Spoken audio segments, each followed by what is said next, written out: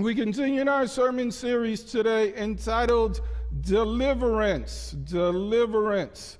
Now, there's a theme that applies to 2021 as we all anticipate the end of COVID. We're looking forward to a deliverance from the lockdown that we've experienced so much of in the last almost full year. Of course, as we are in February, Black History Month here in the United States of America, the theme of deliverance certainly applies. Throughout U.S. history, achievements of Black people have been celebrated in the last 20 or so years in the month of February. And as we consider that theme of deliverance, there is the underpinning of the African American experience. Yet, one simply has to be human to identify with the theme of deliverance. At some point, we all need deliverance. At some point, we find ourselves in a place where we hope for and we expect deliverance. Whether the situation is financial or emotional, social or physical, circumstances come around that require our deliverance. 2 weeks ago, I needed deliverance from back pain. A couple of weeks ago on his first Sabbath here, we had Luis Sanchez pitch hit for me because that week I was struck with severe back pain, sciatica, nerve pain, and it just about paralyzed me. I am so glad that I have been delivered.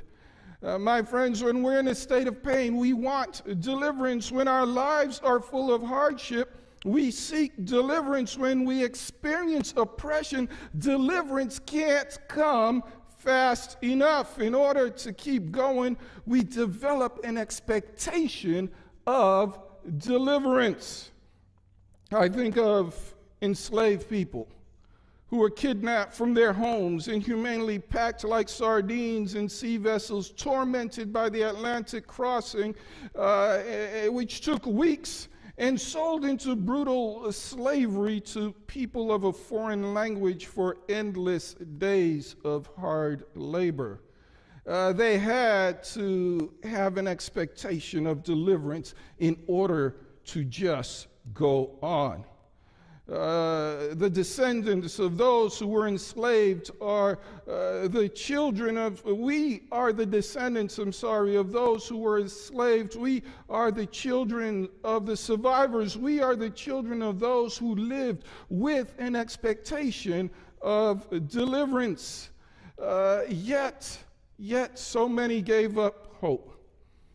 There is a memorial in Glynn County, Georgia, over a memorial called Dunbar Creek in St. Simon's Island in Glynn County, Georgia. There is a historic site there named the Igbo Landing, named after the Igbo people, also referred to as the Igbo people. It is the site of the 1803 mass suicide of 75 precious individuals who were carted off from Nigeria that had been sold in Savannah at an average price of about $100 a soul to slave traders named John Cooper and Thomas Spalding.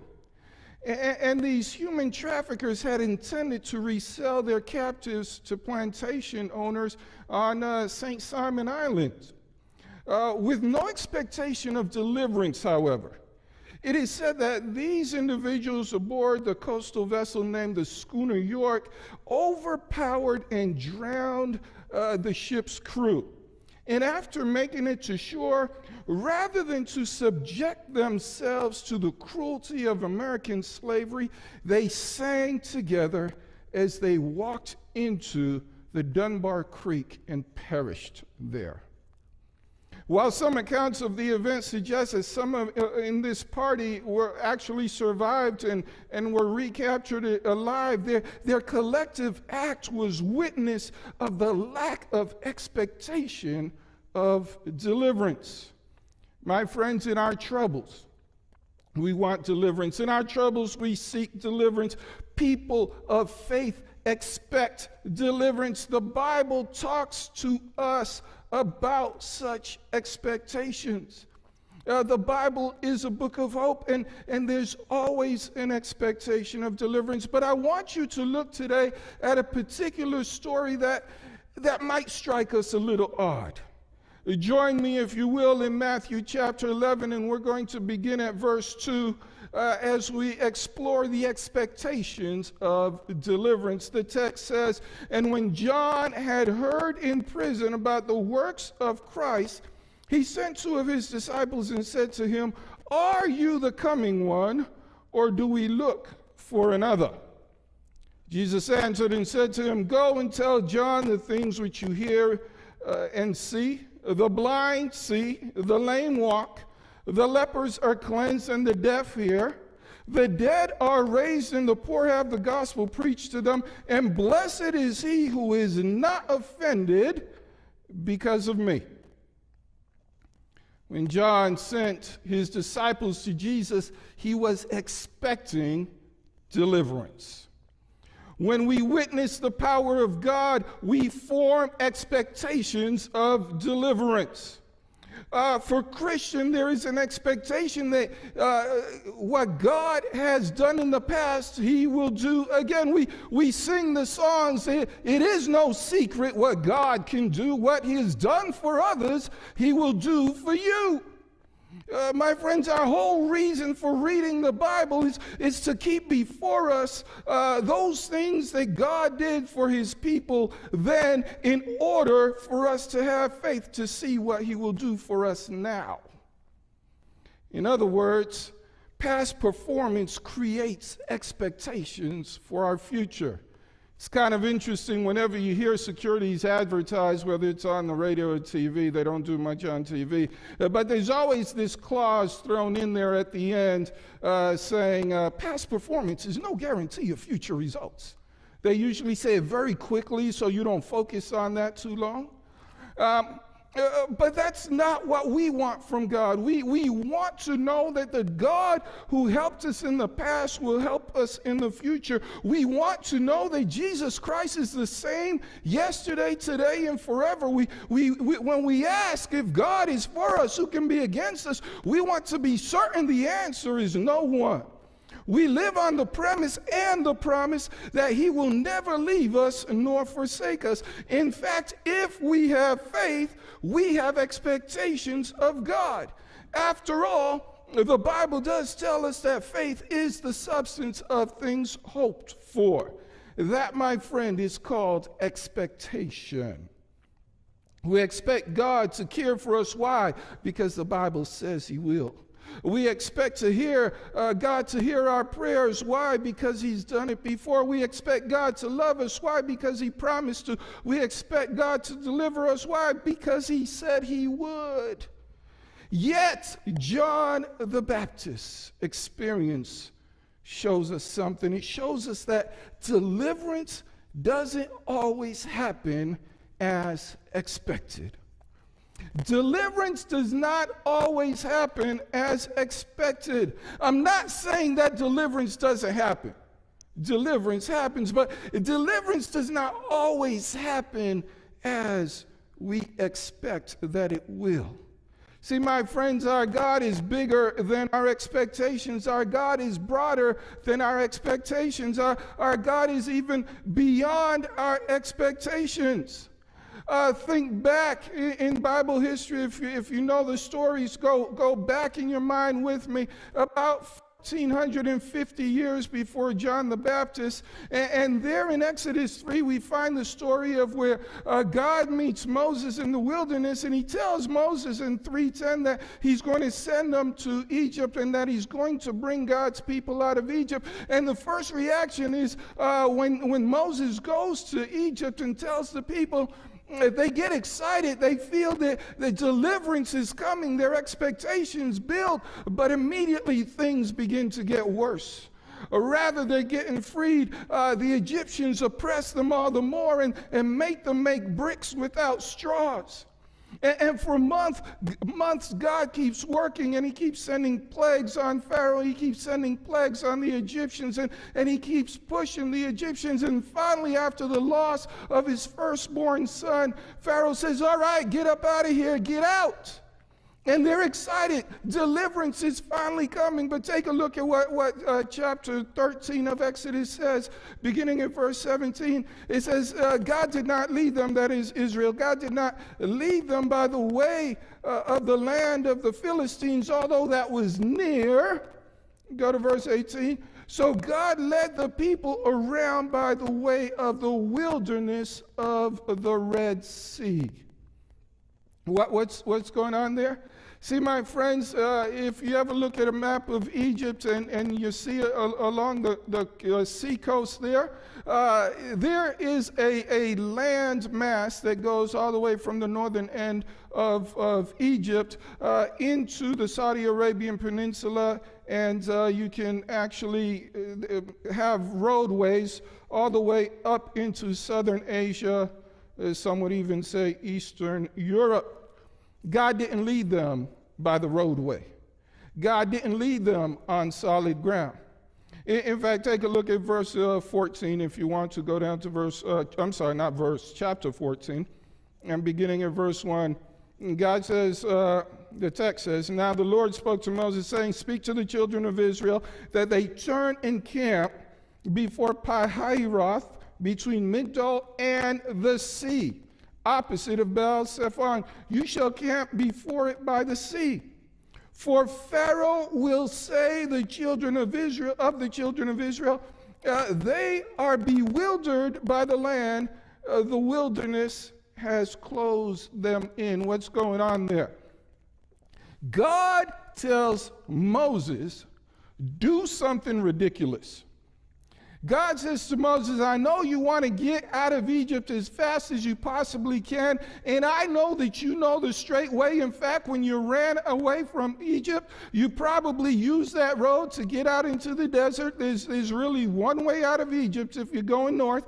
I know you know the way, but don't go the way you know. Go back south, get over by Pi-hahiroth, put yourself against the sea.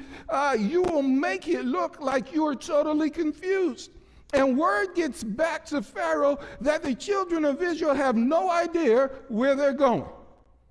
And it is there that God chooses to deliver them. I'm sure there were some people among the children of Israel, some among the followers, that were saying, why are we going south instead of north? I thought we were supposed to be leaving, but we're going back into Egypt. And my friends, deliverance doesn't always happen as expected. Israel got delivered, but not as expected. Fast forward some 700 years, okay, they've settled in the land, they've had kings, they've had good kings, bad kings, now the kingdom has split. And the southern kingdom is called Judah, and the northern kingdom is called Israel. And at about that time, a country to the north of Israel called Syria, yes, it is still to the north of Israel today, the Syrians begin to invade and oppress the northern kingdom of Israel. And in one of those raids, a certain captain ends up capturing a young Israelite girl that he takes home, and she then is his servant, his wife's servant, actually. One day, that Syrian captain discovers a blotch on his skin, and he becomes concerned, and maybe he wonders, is this vitiligo or is this something else? And we assume he had such technical terms. And he watches as his skin continues to deteriorate, and it becomes pretty clear after a while that this man has leprosy, and he becomes concerned because you know what happens when people have leprosy. Eventually you die. The nerve endings die, and you don't feel things, and you end up damaging your skin, you end up damaging your body unknowing, and eventually sepsis sets in, and when sepsis sets in, eventually you die. And Naaman is concerned for himself. This captain is worried, and there's really no cure for many forms of leprosy. At least there was not in those days. I'm sorry, let me get that in context here. There were no cures for certain forms of leprosy. But it happens that young captive that serves his wife mentions to his wife that if the commander, if the captain were to see the prophet of Israel, he could be healed. So Naaman goes to the Syrian king and says, hey, I hear there's a prophet in Israel that can heal me. Would you give me an opportunity to go? It's kind of interesting if you read the whole passage. And the king sends a letter to the king of Israel and tells the king in 2 Kings 5:6, be advised when this letter comes to you that I've sent Naaman my servant to you that you may heal him of his leprosy. I'm sorry, the king got confused there, didn't he? The Syrian king assumed that the king of Israel would know about this prophet. The king of Israel would know that there is healing among the people of God, but the king of Israel was not a faithful king. The text says he tore his clothes, and he realized that the king of Syria was trying to start trouble with him. But eventually, word gets to the prophet Elisha. It says he sends his servant to the king and says, listen, tell Naaman to come by my house. I'll take care of him. So the text tells us that Naaman goes and visits Elisha's house, and he's expecting Elisha to come out, but Elisha doesn't give him the courtesy of coming out. He sends out his servant, and the servant tells him, go wash in the Jordan River 7 times. Go bathe. Go dip yourself in the Jordan River 7 times. If you know anything about the geography of the area, at least today known as Samaria, is not on the coast of the Jordan River. It's a distance to travel from Samaria to the Jordan River, and Elisha's servant tells the Naaman, the captain, to go wash in the Jordan 7 times. What is his response? Take a look at verse 11. 2 Kings 5.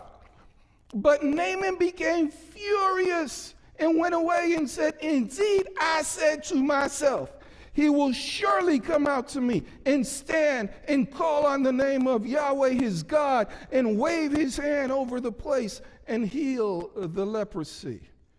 Did I mention to you that deliverance doesn't always happen as expected? Naaman had expectations, and Naaman heard there's a prophet down there who can fix this. Naaman decided, let me go see the prophet, and he has this expectation because he's a captain. He has this expectation because he's close to the king. He has this expectation because he's somebody. The prophet is going to come out and recognize him and do some of that magic that they do up in Syria and say some magic words and make some movements and stuff, and he would be healed. But deliverance doesn't always happen as expected. Yes, Naaman got his healing, but it was not as expected. So let's come back to John in prison. Why aren't you delivering Judah? John is probably asking himself. John himself has expectations, and he's in prison, and he's rotting, and he's thinking, maybe tonight Jesus will come and free me.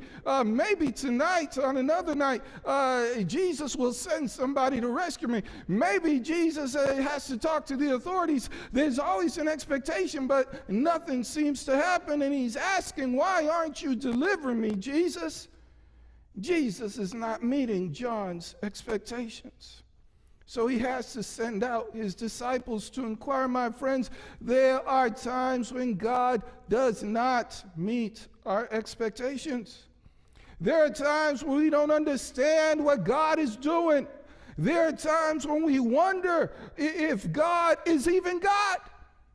When our expectations are not met, we begin to wonder, are you the one? Or shall we look for another? And may I say to you, my dear friends, may I say to you, be warned, be careful, be careful, be careful.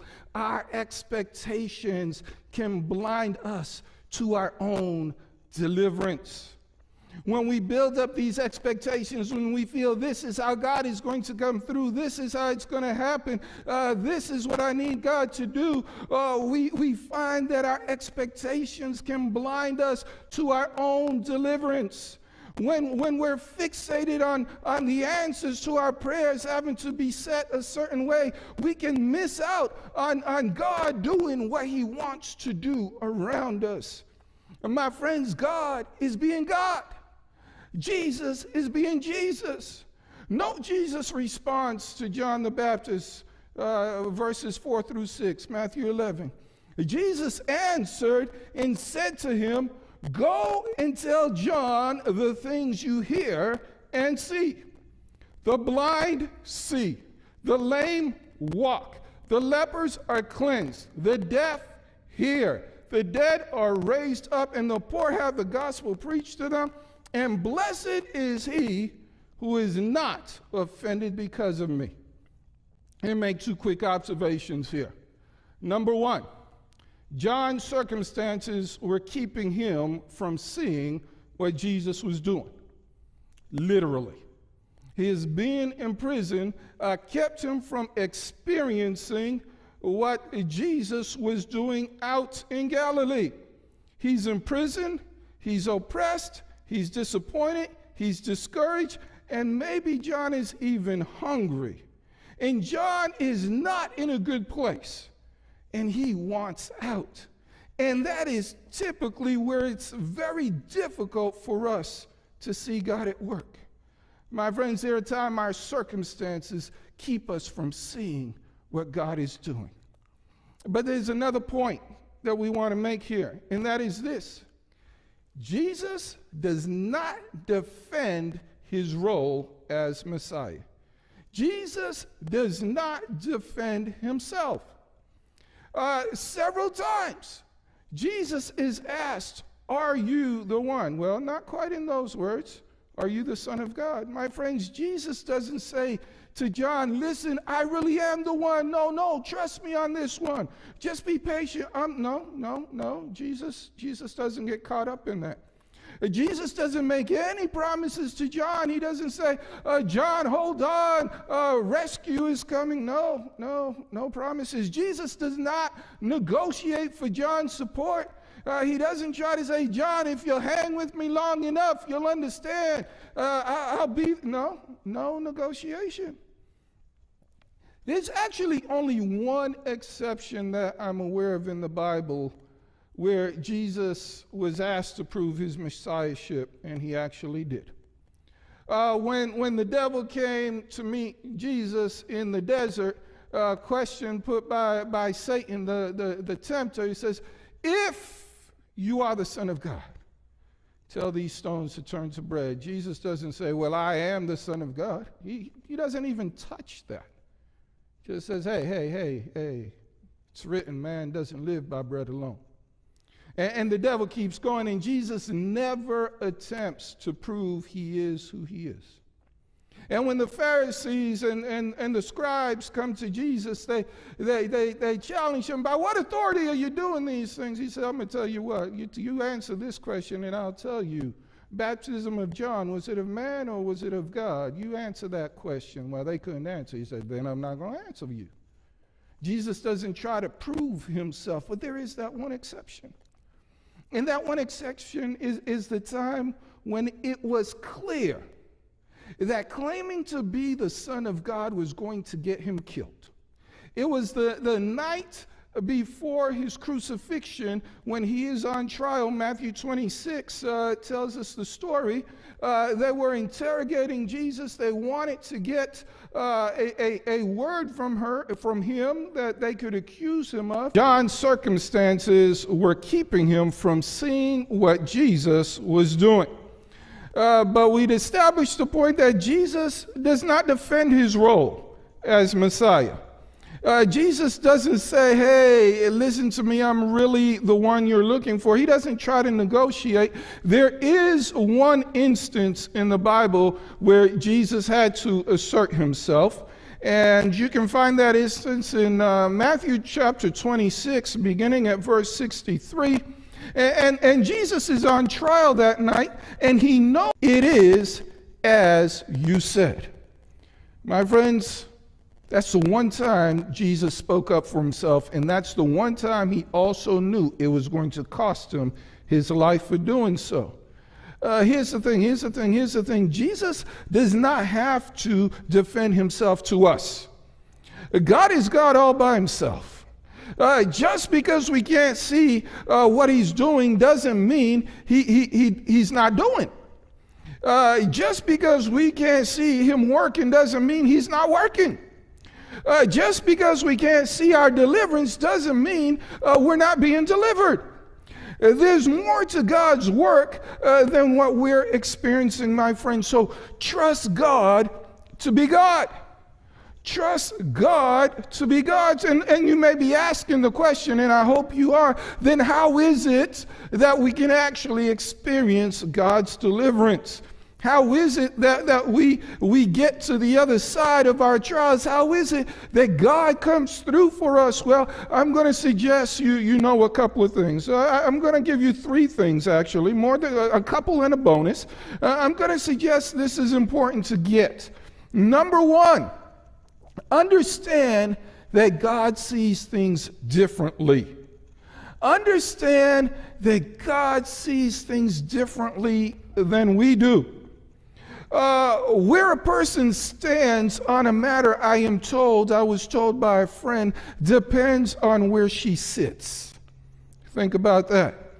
Where a person stands on a particular issue, whether it be a social issue, a spiritual issue, a family issue, depends on where she sits. In other words, perspective impacts perception. Now, that's a cool little saying right there, right? It has a little ring to it. Perspective impacts perception. But what does it mean? Well, perspective is all about being able to see. Right in the center of that word is the SPEC, Latin root of the word, which means to see, to look. What we see impacts what we understand or what we perceive. My friends, God has a divine perspective on our lives. He can see our lives in ways that we cannot. God knows things we do not know. God has a memory of things that haven't even happened yet. So God's perspective of our lives is much broader than our own.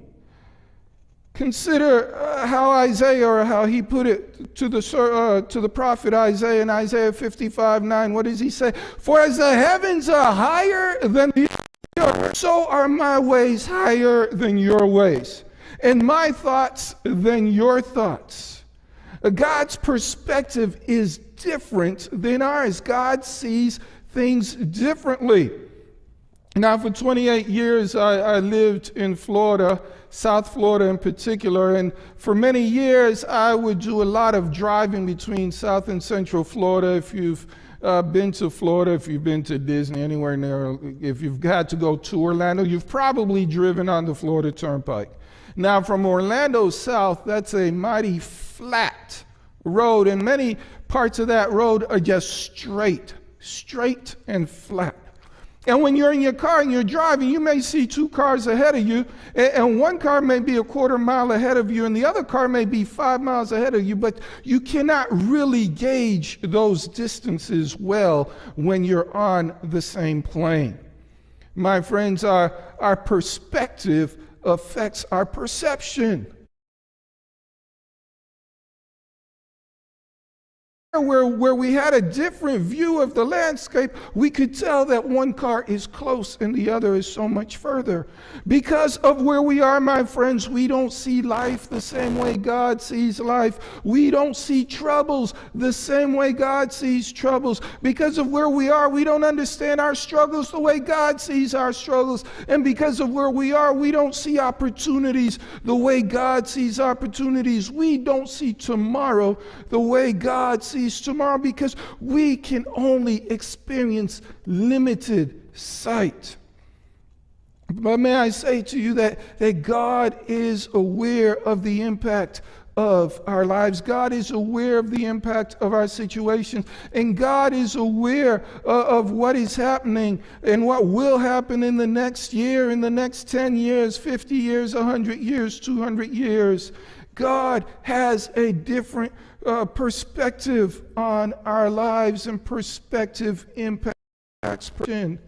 So first thing we need to know is that God sees things differently. We also need to be aware that God knows our needs. If we're to experience God's deliverance, we need to know that God knows our needs.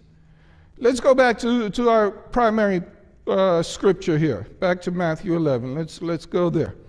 What does Jesus tell the disciples of John to tell John? Beginning at verse 4. Go tell John the things which you hear and see. All right? Don't tell John what I'm preaching. Tell John what I'm doing. Tell John what you heard for yourself, and tell John what you saw for yourself. In case you forget what you heard and what you saw, here it is. The blind see. The lame walk. The lepers are cleansed. The deaf hear. And the dead are raised up, and the poor have the gospel preached to them. Aren't you glad God knows our needs? If it would be a sad thing if the blind were made to hear and the deaf were cleansed. But let's look at this again. God knows what we need, and he comes to us with what we need. What do we expect of Jesus? The blind expect to see, and they do. The lame expect to walk, and they do. The lepers hope for healing, and they get it. The deaf hear, and they're glad because Jesus knows what they need. But we talk about expectations. And what about this thing with the poor here? What's up with that? Take a look at verse 5. And the poor have the gospel preached to them. What's up with that? Does that strike you as odd? Everybody gets what they want. What do the poor want? I'm going to suspect the poor want a solution to their poverty. Wouldn't we expect the poor to get paid? Or the poor to get some financial relief? Or at least for the poor to be fed? In reading this, my expectation is shattered. Did I mention that deliverance doesn't always happen as expected? I think I mentioned that, right? I should have mentioned that by now. Deliverance doesn't always happen as expected. And when things get personal, yes, our expectations can blind our own deliverance. So how do we explain this apparent incongruity in Jesus? Why is it that Jesus can heal my blindness, but he cannot heal my finances? Why can Jesus raise the dead, but he can't raise my bank account? Is Jesus partial against the poor? Is he the ultimate free market capitalist? I mean, this is the Jesus who in Matthew 13:12 did say, for whoever has, to him more will be given, and he will have abundance. But whoever does not have, sounds like the poor to me, even what he has will be taken away from him. And he repeats the same thing in Matthew 25:29. Is this the Jesus we serve? If you recall, the week before his crucifixion, he was in Bethany, and Mary comes and anoints his feet with oil, and people start, murmuring among themselves, why this waste? This is some good stuff. This could have been sold for a lot of money. And what does Jesus say to his followers in Matthew 26:11? He says, for you have the poor with you always, but me you do not have always. Is Jesus insensitive to the poor? Does God dislike poor people? I don't want to ask if God hates poor people. That's just too strong for me.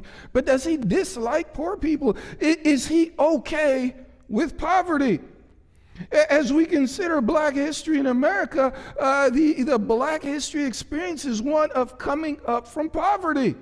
Because on the day the slaves were freed in this country, no reparation was ever made. So in one day, millions of people went from being property to being paupers. Instantly, they started out destitute. Some of them, few of them, may have been granted some land, but that was the exception and not the rule. My friends, God's attitude towards poverty matters, and perhaps this passage is concerning to us. I hope it is. When my finances are tight, my friends, I don't need to hear another sermon. When my money's funny, don't tell me the old story. When the creditors are calling, they're not asking me for a Bible verse. I can't pay my bills with amens and hallelujahs. So what is Jesus saying? Verse 5, the poor have the gospel preached to them. As I dug into this verse a little deeper, I had to check out some of the original meanings in case there was something I was missing. And if we understood what Jesus was saying the way his audience should have understood, first of all, we would have understood that when Jesus speaks of the poor, he's actually not talking about me in a financial tough spot. All right, a lot of us go through these waves. We have good days, we have bad days. Some of us will never forget what happened when the housing market crashed and how that impacted our balance sheet. But Jesus is not talking about us. The word for the poor that is there is called pitokos. Yes, it's a PT word, pitokos. And it comes from the word which means to crouch. So the croucher, the beggar, has the gospel preached to them. The completely down and out have the gospel preached to them. But that's not satisfying to me. As I said, I don't want to hear a sermon if I'm begging. I'm sure as a homeless person approaches me, they are not looking forward for me to break down the fundamental beliefs of the Adventist church. They're not interested in that. But in the original, it doesn't say they have the gospel preached to them. If you do a word-for-word translation, it says the poor are evangelized. Well, it sounds the same to you. No, it's not the same thing. The poor are evangelized. What does that mean? Well, hopefully, if you don't know, now you know. Evangelism, the root word there, evangel, means good. That's the EU prefix. Good news. Good news. The poor have good news, which by the way also is translated as gospel. But Jesus is saying the poor have good news brought to them. What is good news? Well, if you're in trouble, good news is hope. Good news is anything that can let you see beyond your misery, beyond your poverty. Good news is anything that can take you beyond your immediate circumstance into a better situation. So the poor are evangelized. And by the use of the words, it means they have the good news declared to them. They have the good news shown to him. They have the good news brought to them. It's not a matter of preaching. It's not a matter of saying words. It's a matter of bringing goodness to those who are suffering.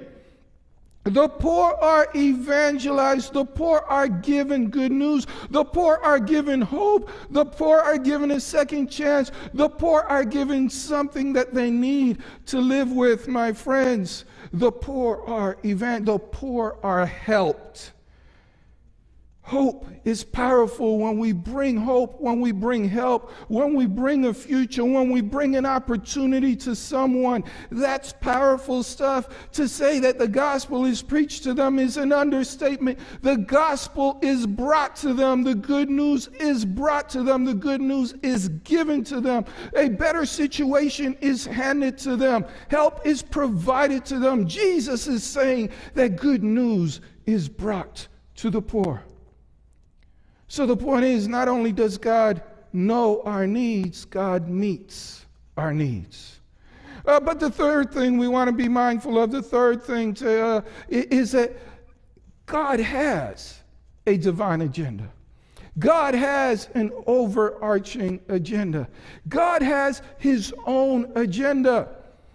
We catch a glimpse of it in John 3:17. Jesus says, God did not send his son into the world to condemn the world, but that the world through him might be saved. God's agenda is to save the world. God's agenda is to save your neighbor. God's agenda is to save your child. God's agenda is to save your spouse. God's agenda is to save your family. And the reason we're here is because not enough people are saved. God's priority is to save those who don't know him yet. More important than anything else, God's agenda is to save us. Last week, Aubrey covered how God saves us for relationship. God wants that relationship. Our salvation is a priority to God. Our comfort is a lower priority than our salvation is. Keep that in mind. When we have expectations of God, keep in mind that our finances are a lower priority than our salvation is. Keep in mind that our toys and our wishes are lower priorities to God than our salvation is. God is determined to save us, and if it means disappointing us in one area, he will do it if it will get our attention and bring us to the place of salvation. My friends, we can expect deliverance when we expect it. Let me get that straight. We can expect deliverance when it contributes to our salvation. Yes, we can. So let me wrap it up. We've gone deep in some areas here, but let me say this as we wind up. We experience God's deliverance when it happens God's way. We experience God's deliverance when it happens God's way. Keep in mind, back in that passage in Isaiah 55, we read verse 9, but back up one verse to verse 8, and God gives us a setup there so that we can have some understanding. He says, my thoughts are not your thoughts, nor are my ways your ways. God's ways are so much better than our ways. At first, they confuse us, but when we get through, we experience God like we had never known him before. At first, we may feel let down. At first, we may be disappointed. But when God comes through, something powerful happens, and we have such a greater appreciation and a greater trust that God's ways are better than our ways. My friends, we will experience deliverance. There are a lot of words getting mixed up in this head today. We will experience deliverance when it happens God's way. So let's remember John the Baptist. If you know how his story ends, one day there's a party going on, and Herod decides, hey, let's have some friends over, and his wife's daughter comes and does this dance. Don't know what kind of dance it was, but it blew his mind. And the first thing he says, hey girl, anything you want up to half of my kingdom. And her mother put a bug in her ear, said, yeah, ask for John the Baptist's head on a platter. And the king, well, he spoke. Herod the king, he spoke. He had to follow through. So John was beheaded in prison. John did not see his deliverance. John did not have his expectation met. But how did Jesus feel about John? Why didn't he come? If you look at Matthew 11, Jesus, speaking of John, says, assuredly I say to you, among those born of women, there has not risen one greater than John the Baptist. So if this is how Jesus feels about John, why did no deliverance come? There's a passage here in Matthew that gives us perhaps a glimpse of what may have happened to John. If you jump over to Matthew 27, this is at Jesus' crucifixion. And when he says it is finished, when he dies, Matthew, at least his version tells us, then behold, the veil of the temple was torn into from top to bottom. And the earth quaked, and the rocks were split, and the graves were opened, and many bodies of the saints who had fallen asleep were raised, and coming up coming out of the grave after his resurrection, they went into the holy city and appeared to many. Now, he's not telling us that John the Baptist was one of those resurrected, but he could have been. Matthew's not guaranteeing us that that was how John's deliverance came, but it may have been. But if it didn't, let me tell you something. There is a final deliverance that's coming for all of us. That's why Paul, as he speaks to the church in Thessalonica, he says, I don't want you to be ignorant, brethren, about those who has fallen asleep, that you would grieve as those who have no hope. Why? Because he tells us that one day Jesus is coming in the clouds with a trump, with the sound of the archangel, and the dead in Christ will rise first. And we who are alive will meet the Lord in the air, my friends. Deliverance is coming. It may not come as we expected, but it's coming. If there's a better day coming, it may not be the day we're thinking of, but it's coming. Whatever we're going through, we have imaginations of what we want God to do for us, and it may not happen the way we think it should, but it's coming. So what can I say to you today? Expect deliverance to happen God's way. We want it our way, but we should expect it to happen God's way. We want it now, but it's going to happen God's way. We want it instantly like our microwave food, but it's going to happen God's way because God has an agenda for us. God has a desire for us. Expect deliverance to happen God's way.